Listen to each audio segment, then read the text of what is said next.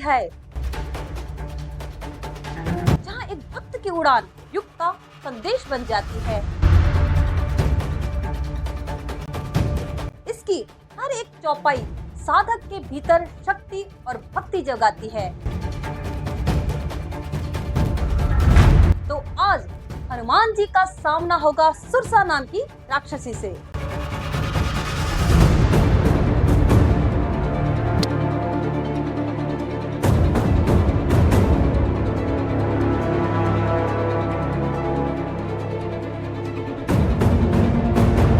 Guys, welcome to my class learning legacy class में आप सभी का स्वागत है।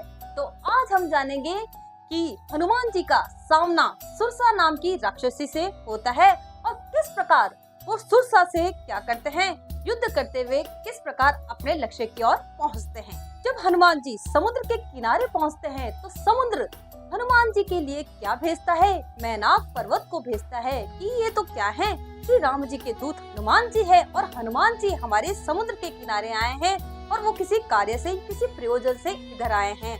तो वो क्या कहते हैं, मैनाक पर्वत को कहते हैं कि जो श्री राम जी के भक्त हनुमान जी है, तनिक उनको विश्राम के लिए आप जाइए, उनको विश्राम करवाइए। लेकिन हमारे जो हनुमान जी हैं वो क्या करते हैं कि जब तक उनका लक्ष्य पूरा नहीं हो जाता, जब तक उनका राम का कार्य संपूर्ण नहीं हो जाता, वो क्या नहीं करते, तनिक भी विश्राम नहीं करते। वो कहते हैं राम काम किए बिना मोई कहाँ विश्राम। यदि वो राम जी के कार्य के लिए निकल पड़े हैं तो उनको तनिक भी विश्राम नहीं करना। हनुमान जी लंका की तरफ प्रवेश करते हैं। लंका की तरफ जब बढ़ते हैं तो उनको पर्वत दिखाई देता है। जैसे ही पर्वत दिखाई देता है तो क्या करते हैं, हनुमान जी पर्वत को प्रणाम करते हैं और पर्वत को कहते हैं कि जब तक मैं श्री राम जी का कार्य संपन्न नहीं कर लूं तब तक मुझे विश्राम नहीं करना है।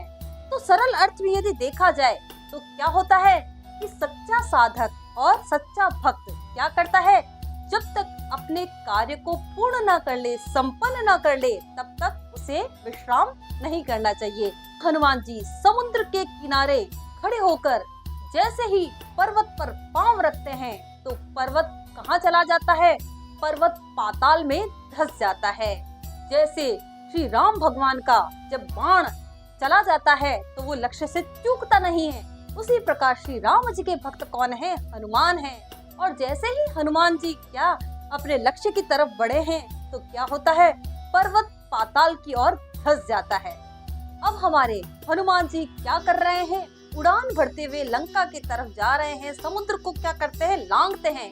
तभी उसी समय क्या होता है, देवता उनकी क्या करते हैं, परीक्षा लेते हैं, उसके सामर्थ्य की परीक्षा लेते हैं, उनकी भक्ति की परीक्षा लेते हैं। तो देवता क्या करते हैं, सुरसा नाम की एक राक्षसी को क्या करते हैं, हनुमान जी के पास भेजते हैं। और सुरसा नाम की जो राक्षसी है वो हनुमान जी को क्या कहती है, आज तो मुझे इतना अच्छा आहार मिला है और मैं इसे कैसे छोड़ सकती हूँ। तो इस पर हनुमान जी क्या कहते हैं कि हे माँ, आज तो तुम मुझे यहाँ से जाने दो, क्योंकि मैं राम जी के कार्य से निकला हूँ और जब तक मैं राम जी का कार्य नहीं कर लेता तब तक मैं आपका आहार नहीं बन सकता। तो जब तक मैं राम जी का कार्य करूँ तब तक आप विश्राम करें, फिर मैं सत्य कहता हूँ कि मैं आपका आहार बन जाऊंगा। लेकिन क्या होता है, सुरसा नाम की जो राक्षसी होती है वो क्या करती है, अपना मुख क्या बनाती है, माया से 8 योजन बड़ा करती है और हनुमान जी को निगलने के लिए तैयार हो जाती है। तो जैसे ही सुरसा नाम की राक्षसी 8 योजन मुख बनाकर हनुमान जी को निगलती है तो हमारे हनुमान जी क्या करते हैं, उसके मुंह के अंदर जाके 16 योजन का क्या कर लेते हैं, अपना कद कर लेते हैं। तो जैसे ही वो 16 योजन का कद करते हैं तो सुरसा नाम की जो राक्षसी है उसका अंत हो जाता है। और क्या होते हैं, हमारे हनुमान जी महाराज क्या करते हैं, बाहर निकल आते हैं और अपने राम जी के कार्य के लिए निकल पड़ते हैं। सुंदरकांड की कथा हमें क्या सिखाती है कि किस प्रकार हनुमान जी शक्तिशाली होते हुए भी क्या होते हैं, विनम्र होते हैं और क्या करते हैं, वो बड़ी ही विनम्रता से हर चीज को हल करते हैं।